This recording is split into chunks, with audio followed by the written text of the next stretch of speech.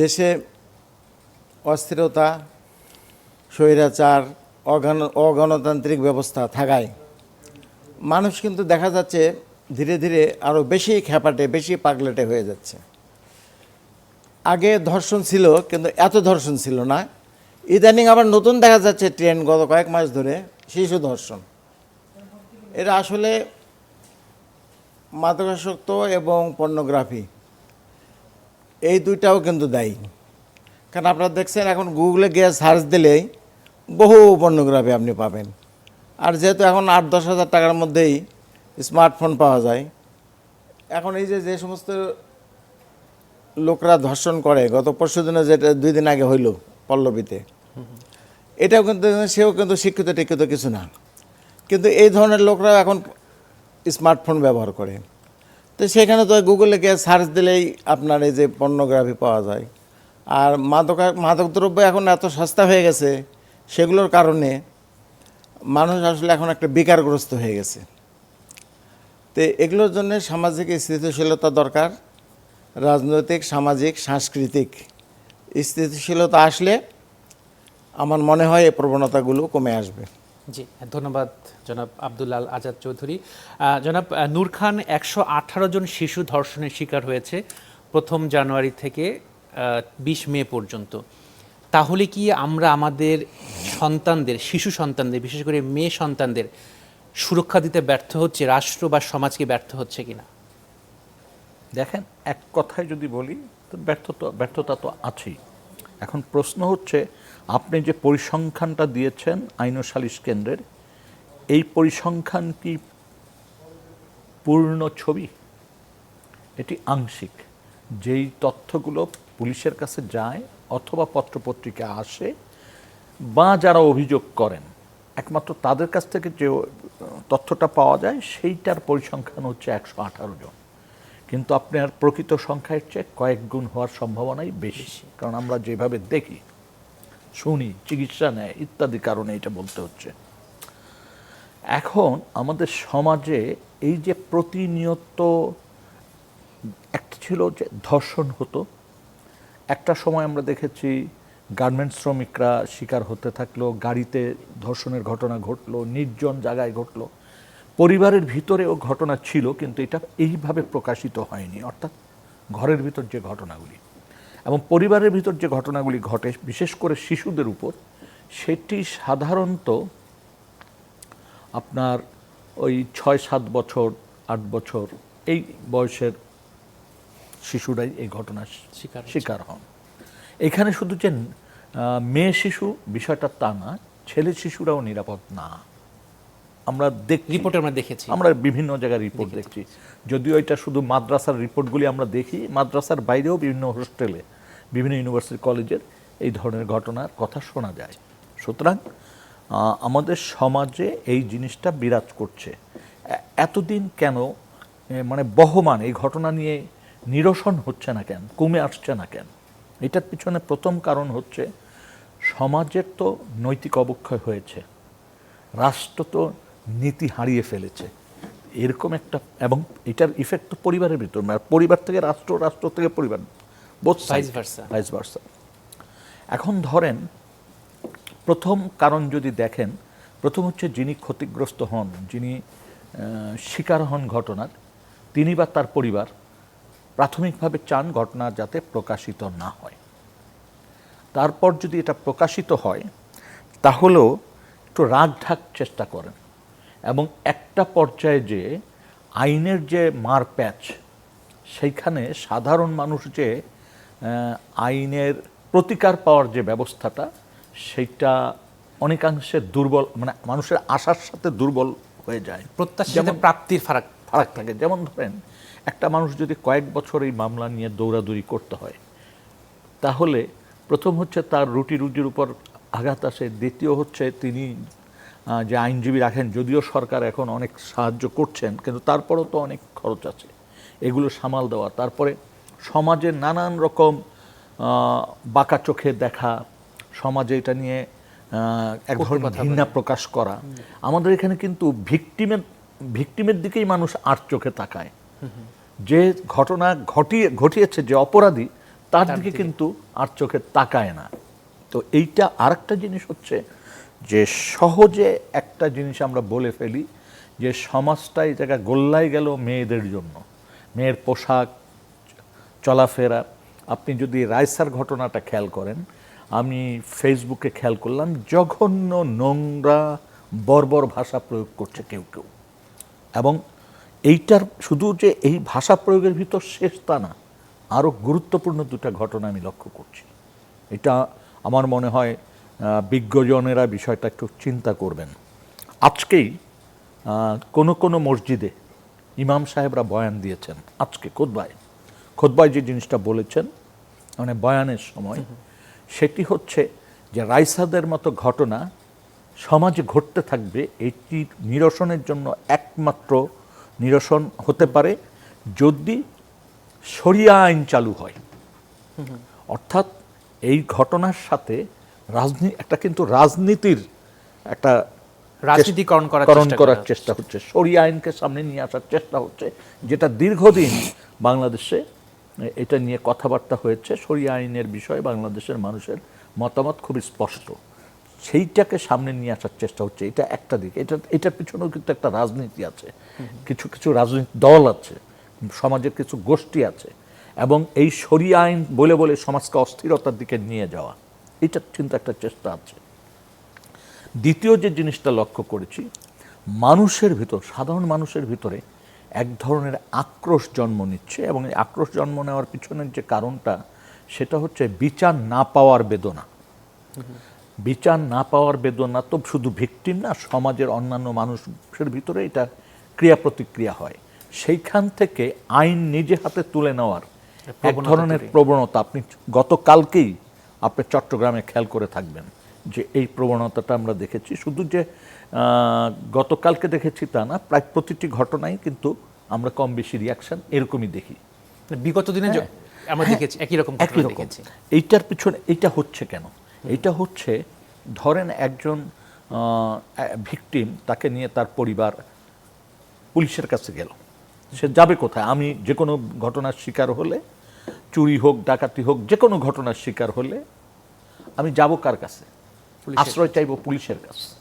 এবং পুলিশই একমাত্র যে আমাকে এই মানে ব্যাপারে প্রোটেকশন দিতে পারে, সেবা দিতে পারে, যেভাবেই বলেন। আমাদের দেশের পুলিশ কি ওই পরিমাণ প্রস্তুত কিনা এই ধরনের কেস হ্যান্ডেল করার ক্ষেত্রে? সেখানে আমি বলবো যে দুর্বলতা রয়ে গেছে। কারণ আমাদের দেশের পুলিশকে আপনি 18 ঘন্টা খাটাবেন, 16 ঘন্টা খাটাবেন, তার থাকার বিশ্রামের জায়গা দিবেন না, থাকার সেরকম ব্যবস্থা নাই, গোসল করার ব্যবস্থা নাই, মানে খাবারের কোনো টাইম টেবিল নাই, নানান রকম এরকম যারা সার্বক্ষণিক কাজের সাথে যুক্ত, তিনি এরকম একটি যে কোনো অভিযোগ তার কাছে গেলে তিনি স্বাভাবিকভাবে, যেইভাবে অন্য ব্যাংকে গেলে যেভাবে আমরা সেবা পাই আমাদের, সেটা তো আর সেখানে সম্ভব না। তাহলে এই জায়গাটাও আমাদেরকে ভাবতে হবে। তারপরে আসেন আদালতে গেলেন, সাক্ষীদেরকে নিবেন, সাক্ষীরা তো ভীত সন্ত্রস্ত থাকে। আর দ্বিতীয় কথা হচ্ছে রেপ কেসের সাক্ষী কিন্তু মানে থাকে না, নর্মাল নির্জন জায়গায় বা ঘরের ভিতরে ইত্যাদি নির্জন জায়গাতেই হয়। এখানে যেটা হতে পারে সংঘবদ্ধ যদি হয়, তাহলে ওই গ্রুপের ভিতর থেকে কাউকে বাইর করা যিনি কিনা স্বীকারোক্তি দিবেন। তারপরে দাঁড়ায় হচ্ছে যে এটা কত টাইম ব্যাপী চলে, দীর্ঘ সময়। তারপর যখন সওয়াল জবাব হয়, তখন আপনারা এমন ভাষা প্রয়োগ করেন কোর্টে যে ওই মেয়ে শিশু তখন মানে এই সময়ের ভিতর বেশ বয়স হয়ে যায়, অন্ততপক্ষে তখন সে এজেড। এই সময় যখন তাকে নিয়ে প্রশ্ন করা হয় বা তার পরীক্ষা যখন করা হয়, আগে তো খুব ভয়াবহ পরীক্ষা ছিল, 2 ফিঙ্গার, যেটি এখন নেই।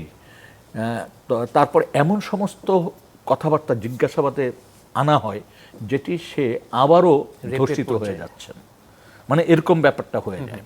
তারপর তিনি প্রকাশ্যে চলে আসছেন, এবং আমরাও পত্র পত্রিকা মিডিয়াওয়ালারা এই জায়গাটিতে আমাদেরও সতর্কতার পরিচয় আমরা দেই না। অনেক সময় দেখা যায় তার ছবি পর্যন্ত প্রকাশ করে দিতাম এক সময়, এখন অবশ্যই এটা করা হচ্ছে না। কিন্তু আমরা রামেশের বিষয় দেখেছি যে কিন্তু ছবিটা অ্যাভেলেবল হয়ে গেছে। তো এইটা যে একেবারে আমরা সতর্ক সেটাও বলার সুযোগ নেই। তারপরে রামিজ স্যারকে যেইভাবে আপনার ফেসবুকে তার যে মানে পক্ষে যেমন কথা বলছে তার চেয়ে বিপক্ষে নগ্নভাবে আক্রমণ করা হচ্ছে, বয়স নিয়ে কথা হচ্ছে, সুন্দরী নিয়ে কথা হচ্ছে, নানানভাবে। তো যেগুলি বিকৃত মানসিকতা, তার মানে আমাদের সমাজে বিকৃত মানুষের সংখ্যা কিন্তু ক্রমান্বয়ে বেড়ে যাচ্ছে। আরেকটা জিনিস হচ্ছে যে এই ধরনের ঘটনা সমাজের এই যে ঘটনাগুলি, খারাপ যে ঘটনাগুলি, এইটার সাথে কিন্তু দেখবেন যে মাদকের একটা যোগাযোগ থাকে, মাদকের একটা যোগাযোগ থাকে, তারপরে কাঁচা পয়সার একটা যোগাযোগ থাকে। আপনি দেখবেন ঢাকা শহরে যদি হিসাব করেন, tempo stand, bus stand, hawker, এই যে কাঁচা পয়সা, এটা যে কত ধরনের ক্রাইমের সাথে এই পয়সার সংযোগ, লিঙ্ক আপনি কল্পনাও করতে পারবেন না। এটা নিয়ে কিন্তু সমাজবিদরা যে অনেক গবেষণা করেছেন তাও না। এবং আপনি দেখেন নদী ভাঙ্গা একটা মানুষ ঢাকা শহরে এসে কিভাবে আস্তে আস্তে ক্রাইমের সাথে যুক্ত হচ্ছেন, অথবা তিনিও মানে পার্ট হয়ে যাচ্ছেন তার অজান্তে। এই ঘটনাগুলি তো আমরা দেখছি। যে আপনার কাছে আবারও আসবো, একটু আব্দুল্লাল আজাদ চৌধুরীর কাছে যেতে চাই। যেমন পর্নোগ্রাফির কথা বললেন, আপনি মাদকের কথা বললেন, আপনি তো পুলিশে কাজ করেছেন, দীর্ঘদিন কাজ করেছেন, তো এই জিনিসগুলোকে আপনারা আসলে কন্ট্রোলে আনতে পারছেন কিনা, বা আইনের যে সর্বোচ্চ প্রয়োগ যেটা, সেটাকে আসলে প্রয়োগ করা যাচ্ছে না কেন আসলে? আইনের সর্বোচ্চ প্রয়োগ কোনো ক্ষেত্রে বাংলাদেশে নাই, কোনো ক্ষেত্রে নাই। এই যে যেটা বললেন সোশ্যাল মিডিয়ার কারণে এই পর্নোগ্রাফি, এটা বন্ধ হচ্ছে না।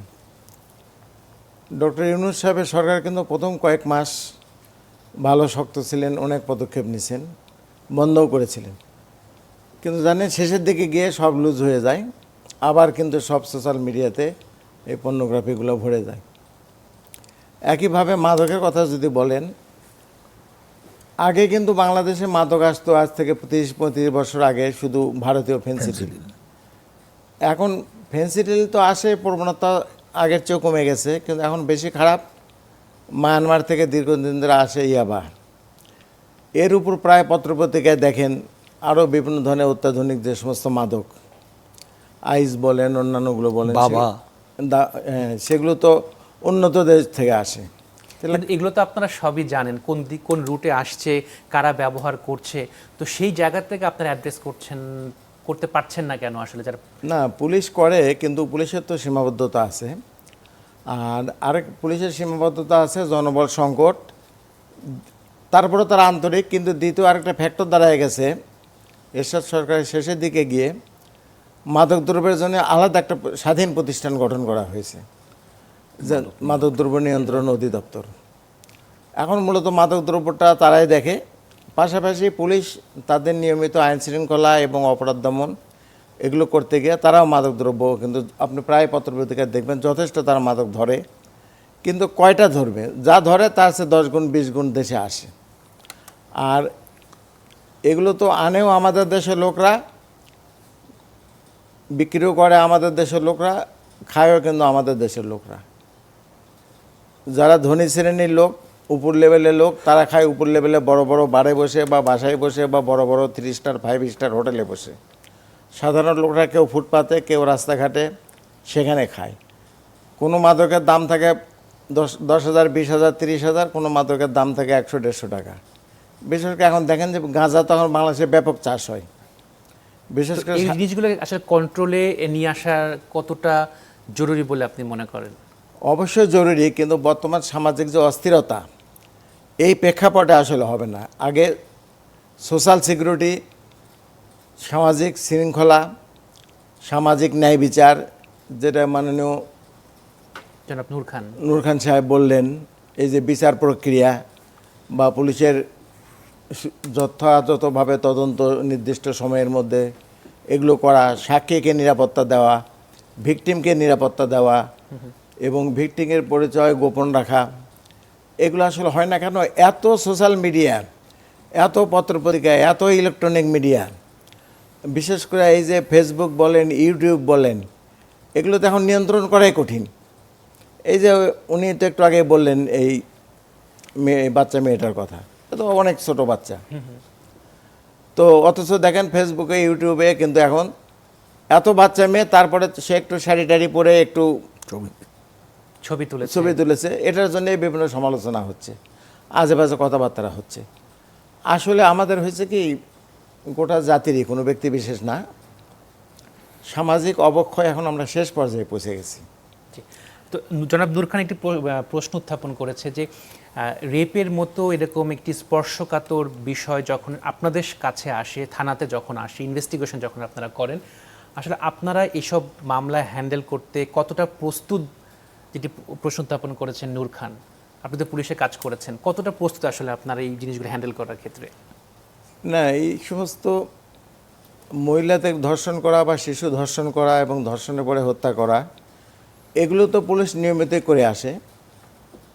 ন্যূনতম সাব ইন্সপেক্টর, ইন্সপেক্টর, কিছু কিছু ক্ষেত্রে এএসপি তারাও তদন্ত করেন। তো তদন্ত করতে পুলিশ সক্ষম। পুলিশের সে জনবল আছে, তার তদন্তের যে ইনস্ট্রুমেন্ট লাগে, যে মোবিলিটি লাগে, সেটাও আছে। কিন্তু প্রয়োজন হলো লজিস্টিক সাপোর্টটা শুধু নাই। কোথাও দৌড় দিয়ে এখন যাবে, একটা গাড়ি লাগবে, কোনো জায়গায় একটা আসামি আছে ঢাকার বাইরে কোথাও ধরতে যাবে, দ্রুত তাকে এখন রোডে হবে না, বিমানে যেতে হবে, তো কে তার বিমান ভাড়া দিবে, কে টিকিটের টাকা দেবে, কে তাকে দ্রুত একটা মাইক্রো নিয়ে 5-7 জন যাবে, কে এটা ব্যবস্থা করবে? আর আপনারা জানেন যে এই 5ই আগস্ট এই ঘটনার সময় পুলিশের তো কয়েক শত গাড়ি পুড়ে গেছে। বিশেষ করে থানার যে পিক আপগুলো প্রায়গুলি তো নষ্ট হয়ে গেছে, পুড়ে গেছে। কিন্তু এটা তো রিসেন্টলি, কিন্তু এর আগেও তো এরকম অনেক ঘটনা ঘটেছে যেগুলো বিচার বা তদন্ত এখনো সেইভাবে শেষ হয়নি। সেগুলোকে আসলে কতটা দ্রুততার সাথে করা উচিত? এখন হচ্ছে, গত 5ই আগস্টের পরে 1.5 বছরে আসলে পুলিশের জনগণ অনেক শেকি হয়ে গিয়েছিল তারা। তো এখন গণতান্ত্রিক সরকার আসার পরে তারা এখন সংগঠিত হয়েছে, তাদের নেতৃত্ব শক্ত হয়েছে, যেহেতু রাজনৈতিক হস্তক্ষেপ এখন আগের চেয়ে অনেকটা কমে এসেছে। তো এখন কিন্তু শুরু হয়েছে ইনশাল্লাহ। আমরা আশা করতেছি দেশ ও জাতি আগামীতে আরও ভালো ফল পাবে। জি, ধন্যবাদ জনাব আব্দুল্লাহ আল আজাদ চৌধুরী। জনাব নূর খান, আপনি বিচারের প্রসঙ্গ এনেছিলেন। তো আমরা দেখেছি যে অতি সম্প্রতি 2025 সালে যেটি আসিয়া, শিশু আসিয়া মাগুরা, হ্যাঁ, মাগুরার ঘটনায় তার বিচার হয়েছে, লোয়ার কোর্টের বিচার হয়েছে, এটি এখন উচ্চ আদালতে বিচারের অপেক্ষায় এখনো ঝুলে আছে। এই যে বিচারের দীর্ঘসূত্রিতা, এটা আসলে কতটা মানুষকে মানে উদ্বিগ্ন করে বিচার পাওয়ার ক্ষেত্রে? দেখেন নিম্ন আদালতে কিন্তু খুব অল্প সময়ের মধ্যে এটা রায় হয়েছে। তো যেহেতু ফাঁসির রায়, সেই ক্ষেত্রে কিন্তু চুলচেরা বিশ্লেষণ হবে, এটি স্বাভাবিক। এইটাকে আপনি খুব দ্রুত করার সুযোগ কিন্তু অতটা নেই যেটি অন্য ক্ষেত্রে পারবেন, কারণ এখানে একটা জীবনের ব্যাপার রয়ে গেছে। কিন্তু এখনও যে খুব সময় চলে গেছে এটা বলা যাবে না। তবে আমি মনে করি যে এই জিনিসগুলি যদি ডেটটাকে এগিয়ে এনে জিনিসগুলি করা যায় বিশেষ বিবেচনা করে, তাহলে অনেকটা স্বস্তি পাবে। আর আগের আলোচনায় আমি একটু যেতে চাচ্ছি, ভাই যে কথাটা বলেছেন সেই জায়গায়, যেমন লজিস্টিক সাপোর্টের ক্ষেত্রে গাড়ির একটা ব্যাপার, এটা আসলেই একটা ভয়াবহ সংকটের মধ্যে পুলিশ আছে। এটা 5ই আগস্টের গাড়ি পোড়ানোর ভিতর দিয়ে না, আগাগোড়াই আছে। আপনি দেখবেন পুলিশের অসংখ্য গাড়ি, কিন্তু ফিল্ডে কয়টা গাড়ি? সমস্ত ভালো ভালো গাড়িগুলি অফিসাররা ব্যবহার করেন, কিন্তু ফিল্ডে যারা ইনভেস্টিগেশন করবেন বা যারা আইন শৃঙ্খলা রক্ষায় ফিল্ডে থাকবেন, তাদের কতগুলি গাড়ি আছে এবং তাদের গাড়িগুলির মানটা কি, এটা একটু বিবেচনা যদি করেন, তাহলে দেখবেন যে ভালো ভালো গাড়ি কেনা হয় শুধুমাত্র পুলিশ হেডকোয়ার্টার, জেলা পুলিশের এসপি সাহেব, অ্যাডিশনাল এসপি, এই লেভেলের এএসপি, এরা ব্যবহার করে। কিন্তু ফিল্ডে যে থানা লেভেলে, সেই থানা লেভেলের সেই মান্দাত্রা আমলের পিকআপই রয়ে গেছে। এইটার থেকে কিন্তু উত্তরণ ঘটে নাই। সিভিল ড্রেসে যখন পুলিশ কোনো কাজে নামে, দেখবেন ওরা কিন্তু নিজেদের পয়সায়, এইখানেই দুর্নীতির বীজ বপন হয়, নিজেদের পয়সায় মাইক্রোবাস ভাড়া নেয়। এবং ওই সিভিল টিম, এখন তো আর সিভিল টিম নাই ওইভাবে, কিন্তু এখনও মাঝে মাঝে আমি দেখি যে পুলিশ কখনো কখনো বের হয় টহলে। এই টাকাটা কিন্তু তারা পকেট থেকে দেয় এবং এই টাকাটা কিন্তু তারা কাজের সময় উঠায় আনে, অর্থাৎ দুর্নীতির করে এই টাকাটা উঠায় ফেলে। এই জায়গাগুলিতে যদি এখনই নজর না দেওয়া যায়, গাড়ি স্যাংশনের ক্ষেত্রে যদি অগ্রাধিকার যারা ফিল্ড লেভেলে কাজ করে তাদের ক্ষেত্রে অগ্রাধিকার না দিয়ে শুধুমাত্র ঊর্ধ্বতন মানে আমাদের মতো অবস্থা মানুষদের দেয়, তাহলে আসলে কখনোই উপকার সুষ্ঠু হবে না। তদন্তের জায়গাটা আপনি দেখবেন যে একটা থানার গাড়ির মান, আর আপনি দেখবেন যে এডিসি ডিসি বা ওই লেভেলে যারা আছেন তাদের গাড়ির মান, তারা কিন্তু অফিসে যাওয়া, বাসায় আসা আর মিটিংয়ে তো থাকা, এটা থেকে পরিদর্শনও কিন্তু এখন সেভাবে নেই। নাই, নাই। আপনি এই ক্ষেত্রে কি এক আসলে- সময় জি। একটু বলি, এক সময় থানা পরিদর্শনে এসপি সাহেবরা বা তার ঊর্ধ্বতনরা যখন যেতেন ঘোষণা ছাড়া, সার্টেন ভিজিট হতো এবং সেটাতে অনেক অনিয়ম চোখে পড়তো। এখন কি করে জানেন, যদি এসপি সাহেব থানায় যান বা ডিআইজি সাহেব যান, তো তার আগে এক সপ্তাহ আগের থেকেই ঘোষণা হয় সেখানে চিংড়ি মাছ কিভাবে রেডি করে, মানে ভয়াবহ অবস্থা। জি, জনাব নূর খান, সময় হচ্ছে একটা বিরতির পর আপনাদের কাছে আবারও আসবো। দর্শক, সময় হলো ইস্পাহানী মির্জাপুর চা মুক্ত কণ্ঠ অনুষ্ঠানে একটি বিরতির পরে ফিরে এসে আমরা আবারও কথা বলবো মুক্ত কণ্ঠ অনুষ্ঠানে। আজকে আমরা কথা বলছি ধর্ষণের বিচারে অনিশ্চয়তা এবং সামাজিক অবক্ষয়। তো এ পর্যায়ে আমি আবার যেতে চাই সাবেক ডিআইজি আব্দুল আল আজাদ চৌধুরীর কাছে। জনাব চৌধুরী, নারী ও শিশু নির্যাতন দমন আইনের 18 নম্বর ধারাতে কিন্তু বলা আছে যে ধর্ষণ মামলার আসামি গ্রেপ্তার হওয়ার বা ধরার 15 দিনের কার্যদিবসের মধ্যে তদন্ত সম্পন্ন করতে হবে। এরপর অনেকগুলো ক্রাইটেরিয়া আছে। তো সেই ক্ষেত্রে আসলে আপনারা আপনি তো কাজ করেছেন, আপনার অভিজ্ঞতা কি বলে যে ওই 15 কার্যদিবস বা এছাড়া যে অন্যান্য টাইম ফ্রেম দেওয়া আছে, এই সময়ের মধ্যে তদন্ত সম্পন্ন করা আপনাদের পক্ষে সম্ভব হয় কিনা? বেশিরভাগ ক্ষেত্রে হয় না 15 দিনে। এর কারণ হলো ডাক্তারের কাছ থেকে যে রিপোর্টটা আসবে, ময়নাতদন্ত রিপোর্ট বলেন, ভিসেরা রিপোর্ট বলেন, বা সেক্স হয়েছে কিনা সেটা যে রিপোর্ট আসবে, এই রিপোর্টটাই তো সরাসরি পুলিশের কাছে আসে না। ও হসপিটাল থেকে সেটা যায় হলে সিভিল সার্জনের কাছে, সিভিল সার্জন ঘুরে তারপরে সেটা আসে হলে এসপি অফিসে, এসপি অফিস থেকে এটা পাঠিয়ে দেওয়া হয় সংশ্লিষ্ট থানায়, থানার বসে সেটা আবার তদন্তকারী অফিসারের কাছে পাঠায়। তো এগুলো সব করতে গিয়ে 15 দিনের মধ্যে সম্ভব না। আর ইদানিং যেটা নতুন সংযুক্ত হয়েছে এগুলোর ক্ষেত্রে ডিএনএ টেস্ট, যদি আদালত মনে করে। না আদালত মনে না করলেও পুলিশ করে ডিএনএ টেস্ট। ইনভেস্টিগেটর যদি ইনভেস্টিগেশনে যদি লাগে, প্রয়োজন হয়, রিকুইজিশন দিতে পারে, ডিএনএ টেস্ট করতে পারে। তো ডিএনএ টেস্ট তো আর কোনো জেলায় হয় না, একমাত্র সিআইডিতে হয়। সিআইডি একমাত্র পুলিশের বিশেষায়িত সংস্থা, যারা মানি লন্ডারিং বলেন, যারা এই ফরেন্সিকের এগুলো বলেন, ডিএনএ টেস্ট বলেন, এগুলো তারা করে। তো এগুলো করতে গেলে বেশ সময় লাগে। আর এখানে শুধু পুলিশ না, বিশেষজ্ঞ রাখা হয়েছে এখানে। কিন্তু যেহেতু আমি দীর্ঘদিন সিআইডিতে চাকরি করেছি, ঢাকা বিশ্ববিদ্যালয়ের সংশ্লিষ্ট বিভাগের সিনিয়র প্রফেসর যেনারা, ওনাদেরকেও এখানে রাখা হয়েছে জিনিসটা নিরপেক্ষভাবে বিশ্লেষণ করে সঠিক রিপোর্ট দেওয়ার জন্য। তো এগুলো করতে গিয়ে একটু টাইম লাগে। সেই ক্ষেত্রে তদন্তকারী অফিসার কোর্টে কিন্তু প্রেয়ার দেয়, কোর্টে প্রেয়ার দিয়ে টাইম এক্সটেনশন করায়। কোর্ট টাইম এক্সটেনশন করলে তখন তদন্তটা শেষ করা হয়, শেষ করে তদন্ত রিপোর্ট দেওয়া হয়। এই জন্যে 15 দিনের মধ্যে নাও হলে হয়তো 1 মাস বা 1.5 মাসের মধ্যে হয়ে যায়। আবার কিছু কিছু ক্ষেত্রে যেগুলো দেখা যায় যে প্রিন্ট এবং ইলেকট্রনিক মিডিয়ায় ব্যাপক প্রচার, সারা দেশে তোলপাড়, যেমন মাগুরার ঘটনাটা বললেন, বা এই যে আসিয়ার যে ঘটনা, রামি স্যার যে ঘটনা 2 দিন আগে পল্লবীতে হইল, এটা কিন্তু দেখবেন 2-3 দিনের মধ্যে চার্জশিট হয়ে যাবে। আমি যতটুকু জানতে পেরেছি এটা ডিএনএ টেস্টের জন্য চলে গেছে। আগামীকাল যেহেতু ওয়ার্কিং ডে আছে, হয়তো কালকে বা আগামী পরশু দিনই ডিএনএ রিপোর্ট এসে গেলে হয়তো পুলিশ 2-1 দিনের মধ্যে চার্জশিট দিয়ে দেবে। আমার দৃঢ় বিশ্বাস, যেহেতু মাননীয় সরকার প্রধান এটার সঙ্গে সরাসরি মনিটরিংয়ে আছেন, উনি নিজেও গত রাতে গেছেন ভিকটিমের বাড়িতে, এটা আবার দেখবেন কিন্তু যে খুব তদন্ত 7 দিনে শেষ, বিচারও 1 মাসে শেষ। আমার ধারণা এটা হয়ে যাবে। জি, ধন্যবাদ আজাদ চৌধুরী।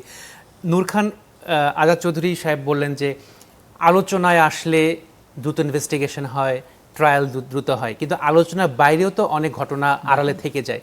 তো সেগুলোর আসলে দ্রুততার ভিত্তিতে করার কোনো সুযোগ থাকে কি না? আসলে দেখেন, গতকালকে মাননীয় প্রধানমন্ত্রী, স্বরাষ্ট্রমন্ত্রী, আইনমন্ত্রী, অর্থাৎ মূল যে তিনজনই কিন্তু ভিকটিমের বাড়িতে ছিলেন, পরিবারের সাথে কথা বলেছেন, সান্ত্বনা দিয়েছেন, প্রতিশ্রুতি দিয়েছেন। রামিসার ঘটনায় তার বাবার বক্তব্য যেটা, সেটাও মানুষের ভিতরে আলোড়িত হয়েছে। এই ঘটনায় দেখবেন, যেটা বললেন আমিও একমত, যে খুব দ্রুততার সাথে এই ঘটনাগুলি মানে হয়ে সমাপ্ত যাবে হবে। বিচারে।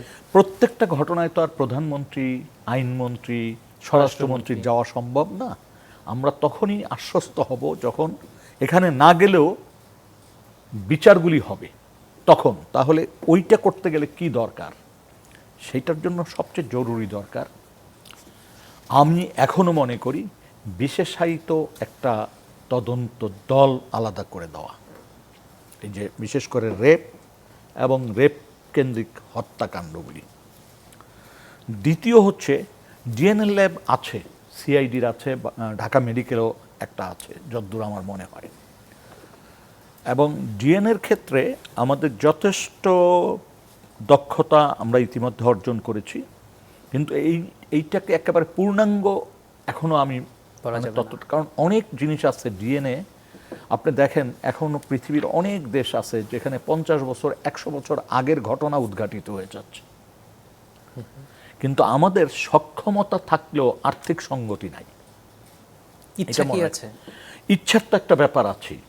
যেমন ধরুন, আমি একটা ছোট্ট ঘটনা বলি।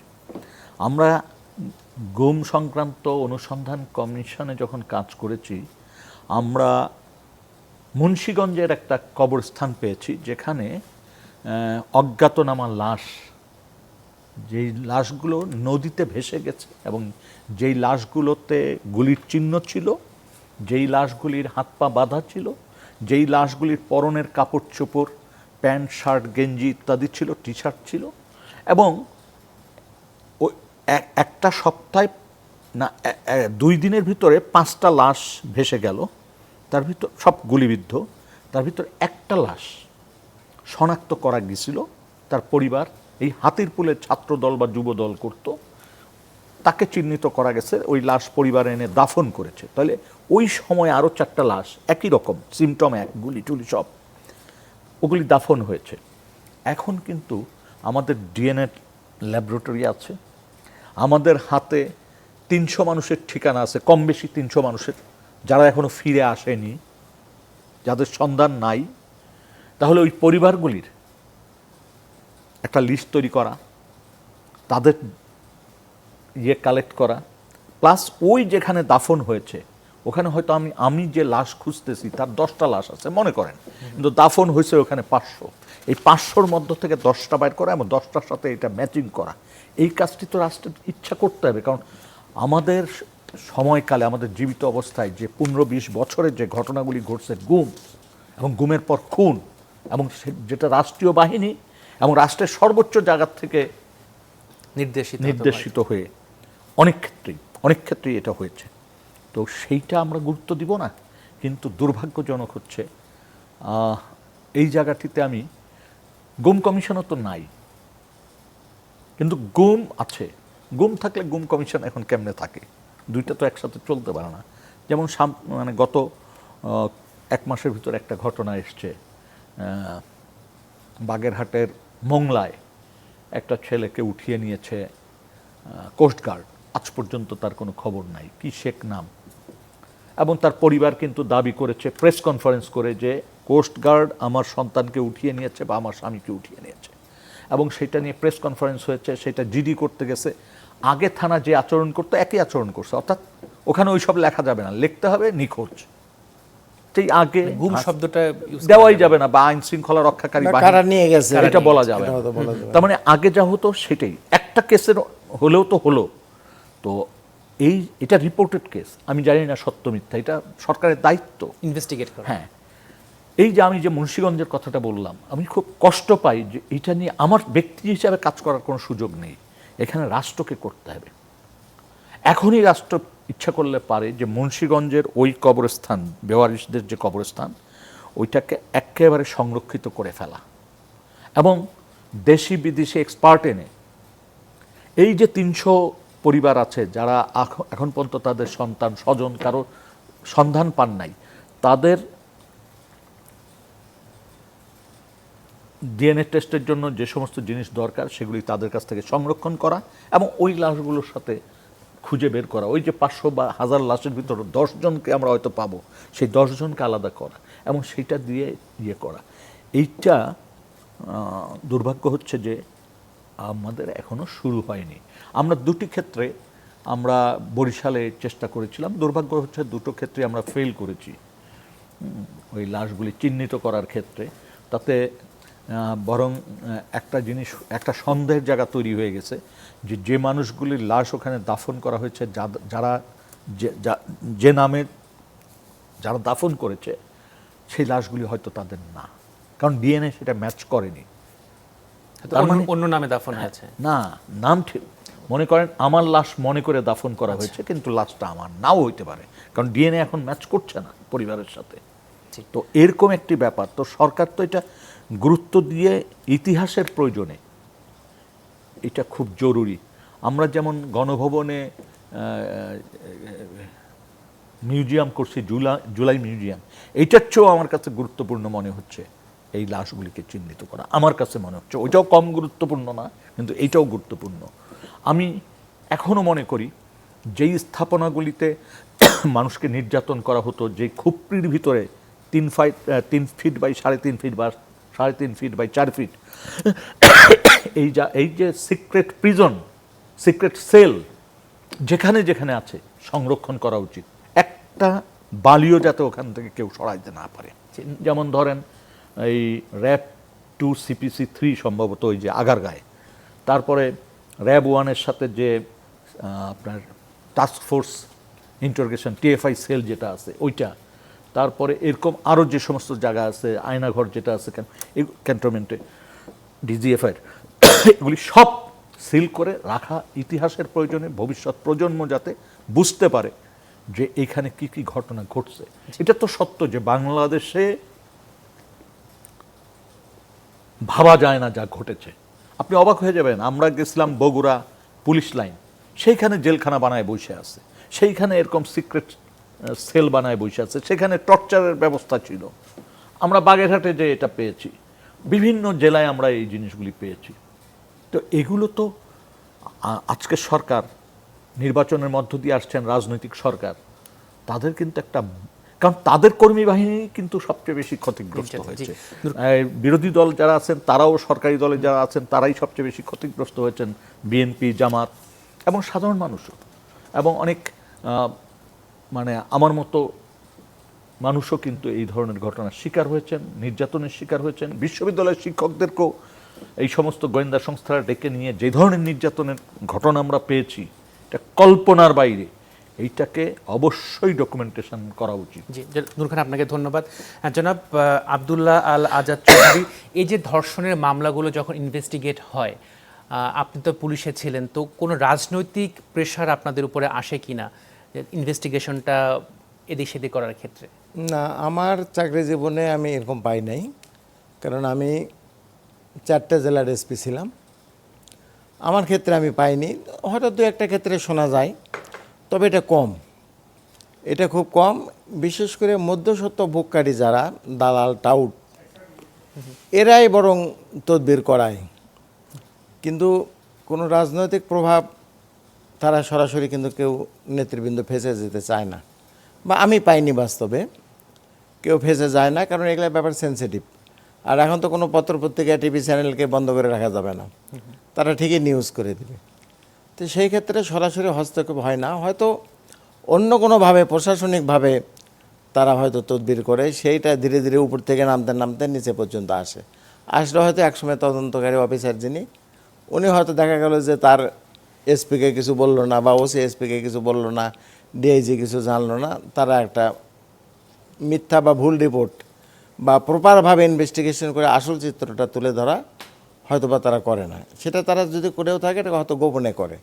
তো সেক্ষেত্রে আমরা তো দেখি যখন লোয়ার কোর্টে বা বিচার যখন হয়, তখন এসব মামলা নিষ্পত্তির হার কিন্তু আমরা দেখি যে 5%-এরও নিচে, যখন যেখানে অ্যাকিউজ যারা রয়েছেন তারা শাস্তি পায়। তো এই কারণে কিনা যে ইনভেস্টিগেশনটা প্রপারলি থরলি হয় না? 2টা কারণ, আপনি যেটা বলেছেন এটা একটা কারণ, ইনভেস্টিগেশন প্রপার হয় না, এবং দ্বিতীয় কারণ হলো সাক্ষীরা কোর্টে ঠিকমতো হাজির হয় না, আবার তাদের নিরাপত্তার কারণে। আবার হাজির হলেও তারা সত্য কথা বলে না। তো বেশিরভাগ ক্ষেত্রে সাক্ষী ঠিকমতো পাওয়া যায় না। এই সমস্ত ধর্ষণ মামলা বা গুরুত্বপূর্ণ যত মামলায় বলেন, প্রপার সাক্ষী পাওয়া যায় না, সাক্ষীরা হাজির হয় না। তো তাহলে আপনার কথাতেই বোঝা যাচ্ছে যে যারা ভিকটিম বা ভিকটিমের পরিবার, তাদের ন্যায় বিচার পাওয়ার জায়গাটা আসলে খুবই ন্যারো। আপনি কি এটাই বলবেন? কিছুটা, আপনার কথাটা কিছুটা সত্য, পুরাপুরি নাও হলে। তো ন্যায় বিচার পাওয়াটা কঠিন। লোকজন কিন্তু যেমন থানা পুলিশকে এখনও খুব ভয় করে। কারা ভয় করে না? যারা পাওয়ারফুল, যারা রাজনৈতিক ক্ষমতায় আছে, তারা ভাবে যে ওটা তো ডাল ভাত, ওটা তো আমাদের চা খাওয়ার আড্ডা দেওয়ার জায়গা। আর সাধারণ লোক ভাবে যে ওখানে গেলেই হ্যারাসমেন্ট। থানা থেকে যত দূরে থানার সামনে রাস্তা দাও, তারা হেঁটে যেতে ভয় করে। একইভাবে এখন কোর্টে যান, মাননীয় আইনজীবীদের কাছে দৌড়াদৌড়ি, ঘোরাঘুরি, কোর্টের স্টাফদের কাছে দৌড়াদৌড়ি, ডেট নেওয়া, বারবার ডেট পড়া, আবার দীর্ঘ ডেট পড়া, এই যে একটা জটিলতা। আর মূল কথা হলো যে পুলিশের জনবল যেমন অনেক কম, একইভাবে কিন্তু বিচার কার্যে নিম্ন আদালতের বিচারকের সংখ্যা অনেক কম, অনেক কম। তো একটা ভিকটিম যাতে ন্যায় বিচার পায়, তো আপনারা প্রসিকিউশন থেকে কোনো সহযোগিতা পান কিনা আসলে, অথবা প্রসিকিউশন থেকে কিছু বলা হয় কিনা যে আরও থরল ইনভেস্টিগেশন হোক? প্রসিকিউশন আপনাদের কি বলে আসলে? কে কাকে বলবে বলেন? কে কাকে বলবে? প্রসিকিউশনও কি করতেছে প্রসিকিউশন জানে, তদন্তকারী সংস্থা যারা, তারাও জানে যে আমরা কি করতেছি। কোনো কি সিনক্রোনাইজেশন হয় না? অতটা হয় না আসলে, অতটা হয় না, সত্য কথা, অতটা হয় না। তো সেই ক্ষেত্রে আসলে সাক্ষী হাজির করাটা কঠিন হয়ে যায়। সাক্ষী হাজির করা তো অনেক কঠিন। বারবার ডেট পড়ে, প্রথম সমন হয়, শেষে তো ওয়ারেন্টি দেওয়া হয়। ওয়ারেন্ট দিয়েও দেখা গেল যে সাক্ষীকে পাওয়া যাচ্ছে না, সাক্ষী হাজির হচ্ছে না, কিংবা সাক্ষী নাই। জি, জনাব আব্দুল্লাহ আজাদ চৌধুরী, আপনি রূঢ় বাস্তবতার কথাটাই বললেন। তো জনাব নূর খান, এই রূঢ় বাস্তবতার মধ্যে ন্যায় বিচারটা কতটা নিশ্চিত করা যায়? আচ্ছা, আমি আগে একটু বলি, বিচার চলাকালীন সময় যে বিচারের যে অনিশ্চয়তাটা, এটা কিভাবে হয় দেখেন। ওই যে যখন ইনভেস্টিগেশনটা হয়, ইনভেস্টিগেশন চলাকালীন সময়ে কিন্তু আপনার বিভিন্ন পর্যায়ে এইটাকে কিভাবে একটা মীমাংসা করা যায়, অথবা এইটাকে একটা ভুল রিপোর্ট যাতে দেওয়া যায়, এই চেষ্টাটা শুরু হয়ে যায়। কখনো খুবই কম, যেটা উপর থেকে রাজনীতিবিদরা অনেক সময় করেন, সেটা খুব সংখ্যায় কম, কারণ এখানে ঝুঁকি অনেক বেশি। যেটা হয় যে ওই যে কথাটা বললেন ভাই, সেটাই, যে মাঝের কিছু লোক থাকে যারা দালাল বা এটার তদবিরকারক, যেভাবেই আপনি বলেন, তারা ওই যেই পুলিশ অফিসাররা সরাসরি ইনভলভ, তাদের মাধ্যমে ওই যে গরম এবং নরম চার্জশিটের একটা কথা তো শুনেছেন আপনারা, যে গরম চার্জশিট হয়, নরম চার্জশিট হয়।